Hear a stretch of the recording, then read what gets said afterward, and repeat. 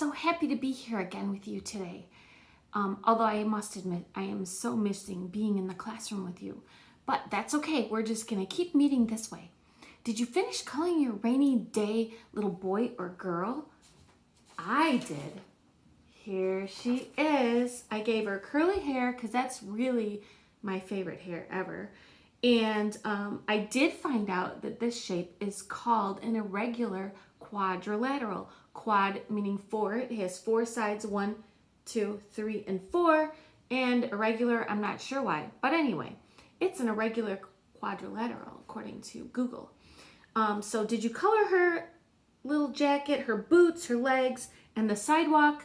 I hope you did. I know I said, don't do anything to the sky. We're going to paint the rain. But I did decide to put in a few clouds. So if you want to, while I pause the video so that you can get your supplies, you could grab a crayon and bring it over here so we can get that cloud in the sky if you want one. All right. So besides the crayons, you're going to need today, these are from my little art studio back here, watercolor markers. You need them to definitely be the washable kind. I also have my Mr. Sketch. They're watercolor. I don't know where my Crayola ones are. They're not unpacked yet, but these will do. And if you do have watercolor paints, those would be great. They're a lot of fun to work with too. So grab your watercolor paints, maybe a brush or two, and I have mine in a little glass of water because watercolor paints always need water. You're right. All right. So I'm going to pause the video just a moment for you to go get your things. All right. Welcome back. I hope you have all your things. So I'm going to show you first, not on my sweet little picture here, but I'm going to show you first on a piece of scrap watercolor paper. Now remember, I told you at school so many times, watercolor paper is expensive and wonderful and precious. And now you're going to notice that when you use regular paper like I'm going to use today and you try to watercolor paint, it's a little trickier, but that's okay. We're artists. We can figure it out. We're creative, right? And calm. So I'm going to show you first what it looks like. The process I want to try is wet on wet. If you're using the watercolor markers, which I'm going to try first, you're not going to do the wet on wet. You're just going to color your sky however you like it with your watercolor markers. And I like to use the side of my marker. I hope you can kind of see me. Mr. Icor said I can get myself an easel, so maybe you would be able to see better while I'm working. But for now, you're just going to have to check out this on the table here. So I'm using the side of my marker, not the tip top, because it's a lot harder for the marker to get the ink out. So I use the side. I'm just kind of adding some stripes, okay? And it's always nice, I think, if you mix colors. So I'm going to grab a different blue now, and I'm going to fill in some of these spots. And it's kind of nice. This one's a nice dark, like a midnight blue, and that's great for a stormy sky. So I have those colors on here. And it's also fun to choose other colors that are analogous or near each other on the color wheel. Blues and purples are right next to each other, so I'm going to add a little bit of purple too. All right, so I'm going right next to some of those blue lines, some on top, some underneath. All right, so here's a little bit of blue and purple for my sky, and we'll just pretend like my little girl is underneath this sky. So now that I have the marker on here, I can start adding some water, all right? And I'm just gonna add the water right on top, like I'm actually painting right over, all right? Can you see that? So I'm just adding this nice, beautiful water. And now that it's starting to kind of kick in, it looks beautiful. The colors are kind of blending together. I'm gonna go up and down, all around. And then underneath it, I'm just gonna paint. See, there's a lot of paint on my, from the markers on my brush. I'm gonna tip it and let's see what happens if I do that. Let's see if I can get it to work. All right, it's starting to drip a little bit. So there we go. We're gonna do kind of the same thing with our paints. we're going to start with the wet color or the wet water first. Then we're going to add the color on top of that. We're going to try to get it to drip down like rain. And because we used crayon for our little umbrella, the paint is actually going to go around the umbrella, all right? And that's called resist. The umbrella is crayon, it's waxy, and it's like pushing away the watercolor paint and the water, which is so cool. And so let's try it now. You kind of get the idea here. I used it on my watercolor paper, and we'll see how it works on this paper. Okay? All right, let's go for it. So here it is. Like I said, I want to start my paper out with just plain water. So I'm going to do that first, and I can go over the cloud. It's fine. I'm just going to paint it with water all the way around my umbrella. And remember, this is not watercolor paper, so it's a little bit harder to get to drip is what I noticed when I did my first one. But that's okay. We're going to just go for it anyway. It's not raining today. It's a little bit brighter than yesterday, but super cloudy, as I'm sure you noticed. All right, so my paper is now just plain water wet. Can you see that? Just wet, nothing fancy.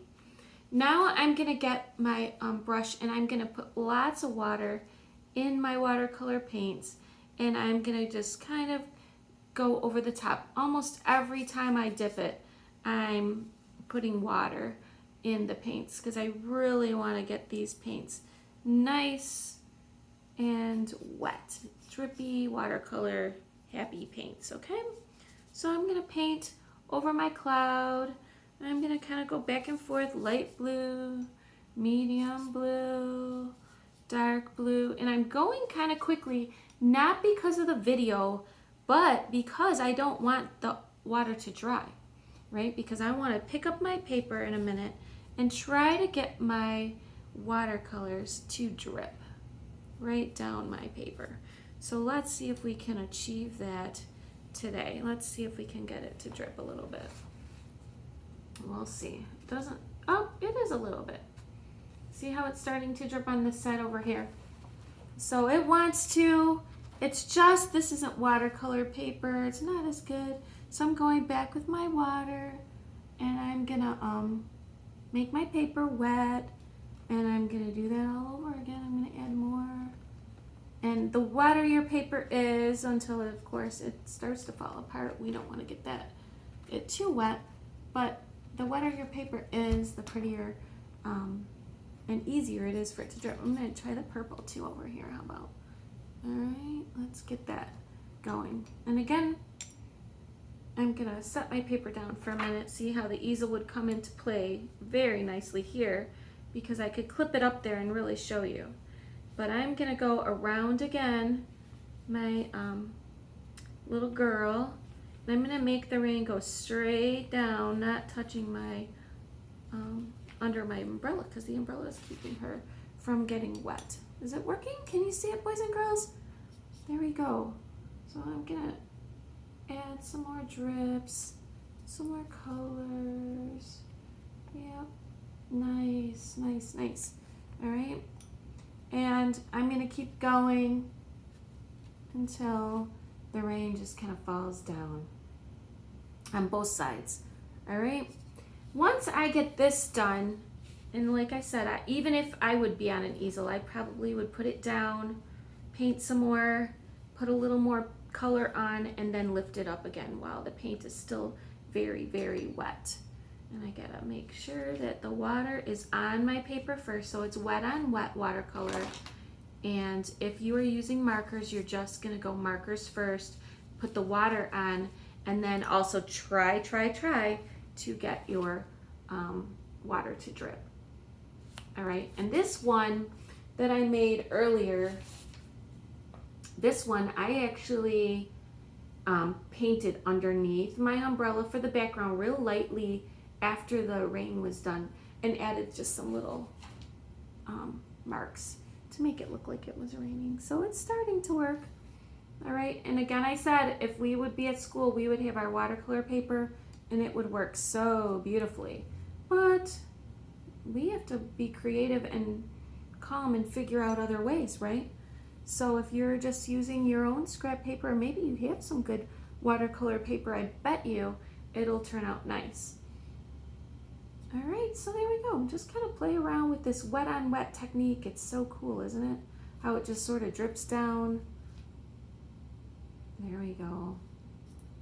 And I'm doing it, of course, for you without an easel. So we'll see what happens.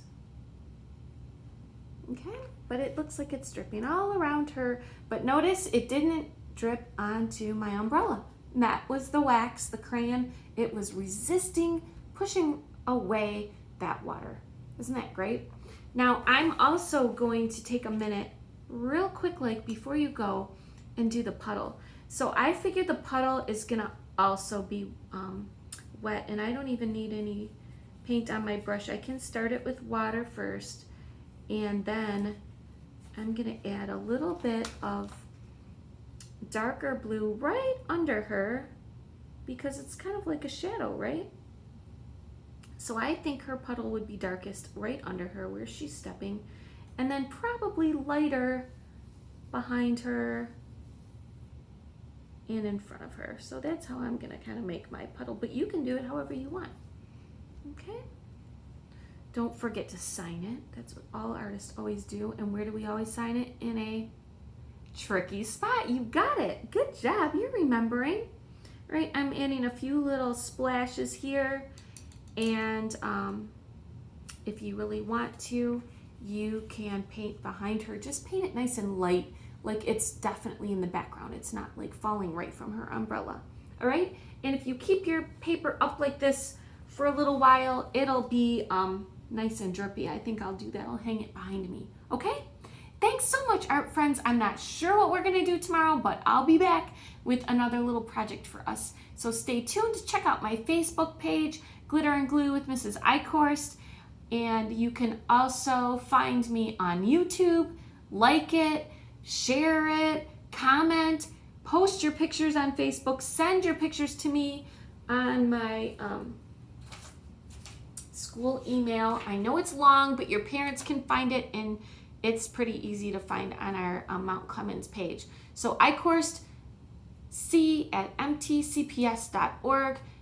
Send me some art. Callie and Joel and Eva already did. Join them, send me some art, and I'm gonna post it up. And if your family is painting or coloring with you, send me theirs too.